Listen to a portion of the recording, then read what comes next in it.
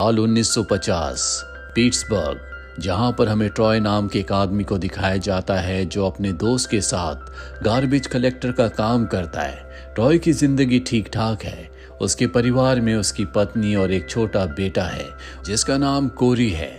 इसके बाद ट्रॉय काम खत्म करके अपने दोस्त के साथ अपने घर पर आता है। उसे पता चलता है कि उसके बेटे की पास ही के स्टोर में जॉब लग गई है, इसीलिए वो बहुत खुश होता है। उसकी पत्नी बताती है कि कोरी का स्कूल की फुटबॉल टीम में भी सिलेक्शन हुआ है।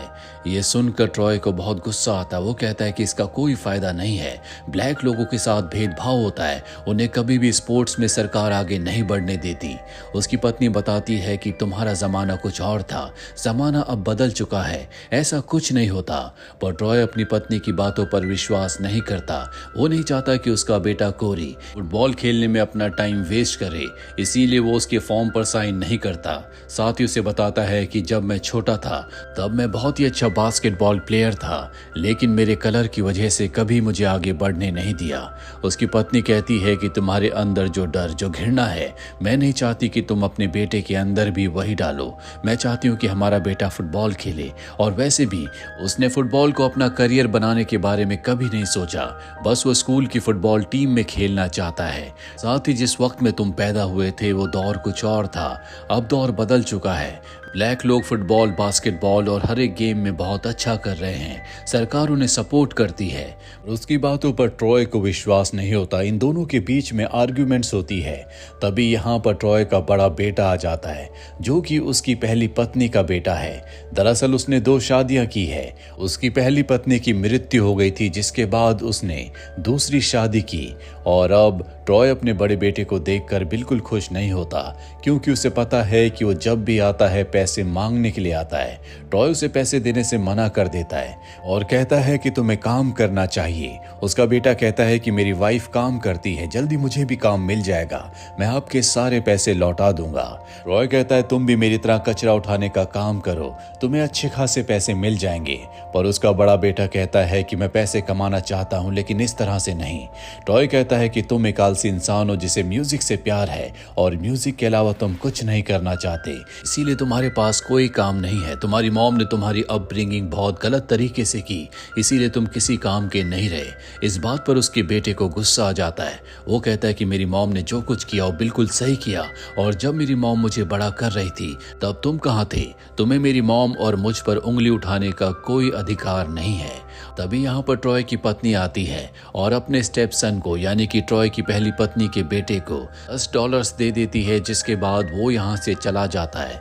अगली सुबह दिखाया जाता है जहाँ पर ट्रॉय अपने छोटे बेटे को फैंस ठीक करने का काम देना चाहता है, पर उसे पता चलता है कि उसका बेटा फुटबॉल मैच खेलने के लिए गया है। इस बात से उसे बहुत गुस्सा आता है। वो अपनी पत्नी से कहता है कि तुम्हें उसे फुटबॉल में अपना टाइम वेस्ट करने के लिए नहीं भेजना चाहिए। तभी वो देखता है कि वहाँ पर उसका छोटा भाई आया है जो पहले आर्मी में था। उसने जापान के खिलाफ वॉर लड़ी थी और उस वॉर में उसके सर पर गोली लग गई थी, जिससे उसकी जान तो बच गई, पर अब वो पूरी तरह से नॉर्मल नहीं है। वो सड़कों पर गाना गा रहा होता है। तभी ट्रॉय की पत्नी उसके पास जाती है और कहती है कि घर के अंदर आओ, हमने खाना बनाया है, और वो उसके लिए खाना लाने चली जाती है। तभी उसका हस्बैंड भी अंदर आ जाता है और बताता है कि मेरा भाई यहाँ से वापस चला गया। अब उसकी पत्नी कहती है कि हमें उसे किसी नर्सिंग होम में भर्ती कर देना चाहिए, क्योंकि वो बहुत दिनों से खाना नहीं खा रहा, केयर की जरूरत है।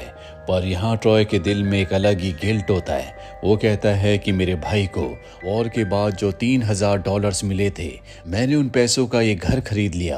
अगर मेरा भाई पूरी तरह से नॉर्मल होता तो वो आज खुद इस घर में रह रहा होता। दरअसल ट्रॉय चाहता है कि उसका भाई उसके साथ इसी घर में रहे, पर उसकी दिमागी हालत पूरी तरह से नॉर्मल नहीं है, इसीलिए वो इनके साथ नहीं रहता। ट्रॉय की पत्नी कहती है कि तुमने उन पैसों का सही इस्तेमाल किया। आज ये सारे पैसे उसके पास भी होते तब भी वो इन पैसों का कुछ नहीं करता। इसके बाद ट्रॉय की पत्नी घर से चली जाती है और अब ट्रॉय का बेटा फुटबॉल खेलकर वापस आ जाता है। ट्रॉय कहता है कि तुम्हें फेंस को लगाना होगा, मुझे तुम्हारी मदद की जरूरत है। इसके बाद ये दोनों के दोनों फेंस पर काम करना शुरू कर देते हैं। ट्रॉय का बेटा कहता है कि आपको मेरे फॉर्म पर साइन करना चाहिए। ट्रॉय साफ साफ मना कर देता और कहता है कि जो जॉब तुम्हें मिला है तुम्हें उस पर फोकस करना चाहिए। उसका बेटा कहता है कि वो जॉब मैंने छोड़ दिया। इस बात पर ट्रॉय को गुस्सा आता है। वो अपने बेटे को समझाने की कोशिश करता है पर उसका बेटा उसकी बात नहीं मानता और नाराज होकर वहां से चला जाता है। आज ट्रॉय को कमिश्नर ने बुलाया होता है और अब जब वो कमिश्नर के पास जाता है तो कमिश्नर उसे बताता है कि जिस कचरा गाड़ी में तुम कचरे को डालते हो अब से तुम उसके ड्राइवर हो। दरअसल ये पहली बार हुआ होता है कि किसी ब्लैक आदमी को कचरे की गाड़ी के ट्रक का ड्राइवर बनाया गया है। आज से पहले शहर में सिर्फ व्हाइट लोग ही ड्राइवर थे। अब वो खुशी खुशी घर आता है और अपनी पत्नी को बताता है कि शहर का मैं पहला ब्लैक ट्रक ड्राइवर हूँ। उसका दोस्त भी वहीं पर होता है और अब उसका बड़ा बेटा भी आ जाता है। तो ट्रॉय को उसके पैसे वापस लौटाना चाहता है जो उसने कुछ दिन पहले लिए थे, पर ट्रॉय मना करता है, पर उसकी पत्नी वो पैसे ले लेती है। यहाँ पर अब ट्रॉय का छोटा भाई भी आ जाता है। वह कहता है कि तुम्हें हमारे साथ रहना चाहिए, तुम किसी और के घर पर रहते हो जिसका रेंट मुझे देना पड़ता है। इस वजह से मेरे ऊपर फाइनेंशियल बर्डन बढ़ता है। पर उसकी पत्नी कहती है कि इस बारे में दोबारा बात कभी मत करना, इस बात से तुम्हारे भाई को बुरा लगता है। साथ ही तुम्हें अपने बेटे के फुटबॉल टीम वाले फॉर्म पर साइन भी करना चाहिए। पर वो इस बात से मना कर देता और घर से बाहर निकल जाता है। और अब वो अपनी पत्नी और बड़े बेटे को बताता है, जब मैं 14 साल का था तो मेरे पिता मेरे ऊपर बहुत ज्यादा अत्याचार किया करते थे, इसीलिए मैं घर छोड़कर एक शहर में आ गया। अपना पेट पालने के लिए मैंने चोरियां की। एक बार जब मैं चोरी कर रहा था तो एक व्हाइट मैन के ग्रुप में से एक व्हाइट मैन ने मेरे ऊपर गन तान दी। मैंने अपनी जान बचाने के लिए उसके ऊपर चाकू से हमला किया। मेरे ऊपर आरोप लगाया कि मैंने उसका मर्डर किया था। मुझे 14 साल की सजा हो गई, जिसके बाद मैंने जेल में ही बास्केटबॉल खेलना सीखा। मैं नहीं चाहता कि मेरे बेटों के साथ भी ऐसा ही हो। तभी उसका छोटा बेटा प्रैक्टिस करके घर वापस आ जाता है। वो बहुत ज्यादा गुस्से में होता है क्योंकि उसके पिता ने यानी कि ट्रॉय ने अब तक उसके फॉर्म पर साइन नहीं किए। तभी उसे पुलिस का कॉल आता और बताया जाता है कि तुम्हारे छोटे भाई को हमने अरेस्ट कर लिया है क्योंकि वो पब्लिक में बहुत ज्यादा डिस्टरबेंस कर रहा है। उसकी वजह से शहर का पीस खत्म हो रहा है। और अब वो अपने दोस्त के साथ कोर्ट में जाता है और जब ये दोनों के दोनों कोर्ट से लौटते हैं तो अब यहाँ पर ट्रॉय का छोटा बेटा उसके साथ फेंस लगाने में उसकी मदद करता है। ट्रॉय का जो दोस्त होता है वो उसे इशारा करता है, जिसके बाद ट्रॉय अपने बेटे को अंदर भेज देता है। और अब उसका दोस्त कहता है कि तुम्हारी पत्नी बहुत अच्छी लेडी है, उसने हमेशा तुम्हारा साथ दिया है, तुम्हारे पास एक अच्छा परिवार है, तुम उसे धोखा मत दो। मुझे पता चला है कि वो लड़की जो तुम्हें बार में मिली थी तुम उसके साथ अफेयर कर रहे हो। हालांकि ये बात रोज ने भी उससे कई बार पूछी थी पर उसने रोज को हमेशा मना कर दिया, पर वो अपने दोस्त के सामने एक्सेप्ट कर लेता है। पर अब बात हाथ से निकल जाती है क्योंकि वो लड़की प्रेग्नेंट है। इस बारे में उसकी पत्नी को पता चल जाता है, जिस वजह से वो ट्रॉय के साथ आर्ग्यूमेंट्स करती हुई बताती है कि किस तरह से मैंने हमेशा तुम्हारा साथ दिया और तुमने मुझे धोखा दिया। इन दोनों के बीच में आर्ग्यूमेंट्स हो रहे होते हैं और तभी वो अपनी पत्नी रोज का हाथ जोर से पकड़ लेता है, जिससे उसकी पत्नी को बहुत दर्द हो रहा होता है। तभी उसका छोटा बेटा अंदर से आता है और ट्रॉय को जोर से धक्का देता है, जिस वजह से वो फेंस के ऊपर गिरता है और कहता है कि मेरी मॉम को हर्ट करने की कोशिश मत करना। और इस तरह से इनके परिवार में एक दरार पड़ जाती है। अब ट्रॉय बहुत कम वक्त अपने घर पर बिताता है, वो ज्यादातर घर के बाहर ही रहता है। साथ ही अब उसके छोटे भाई को कोर्ट के कहने पर हॉस्पिटल यानी कि नर्सिंग होम भेज दिया गया है, जहां पर उसका ध्यान रखा जाएगा। अब एक रात को ट्रॉय की पत्नी ट्रॉय को बताती है कि जिस लड़की से तुम्हारा अफेयर था, जो तुम्हारे बच्चे की मां बनने वाली थी, बच्चे को जन्म देते हुए उसकी मृत्यु हो गई। उसने एक बेबी गर्ल को जन्म दिया है जो कि तुम्हारी बेटी है। इसके बाद वो हॉस्पिटल जाता है और उस छोटी मासूम बच्ची को अपने घर ले आता है और कहता है कि हम बड़ों की फाइट में इस छोटी मासूम बच्ची का कोई कसूर नहीं है। शुरू में रोज उस बच्ची को एक्सेप्ट करने से मना कर देती है, पर वो एक अच्छी इंसान है, उसके दिल में ममता है, इसीलिए वो उस बच्ची को अपनी बेटी की तरह पालने के लिए तैयार हो जाती है। पर अब उसने अपनी जिंदगी से ट्रॉय को हमेशा के लिए दूर कर दिया है। वो ट्रॉय को एक्सेप्ट नहीं कर सकती क्योंकि ट्रॉय ने उसे धोखा दिया है। इसी तरह से कुछ वक्त बीत जाता है और अब ट्रॉय का जो छोटा बेटा था उसने फुटबॉल हमेशा के लिए छोड़ दिया है और उसने आर्मी ज्वाइन कर ली है। अब जब वो अपने घर वापस आ रहा होता है तो उसके पिता ट्रॉय उसका रास्ता रोक लेते हैं और कहते हैं कि तुम मुझसे फाइट करो।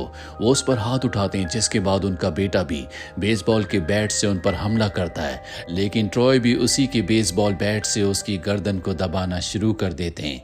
इन दोनों के बीच में झगड़ा होता है, जिसके बाद उसका बेटा वहां से चला जाता है। दरअसल ट्रॉय ने बहुत ज्यादा शराब पी रखी थी और अब वो डेथ को भी चैलेंज करता है कि आओ मेरा सामना करो।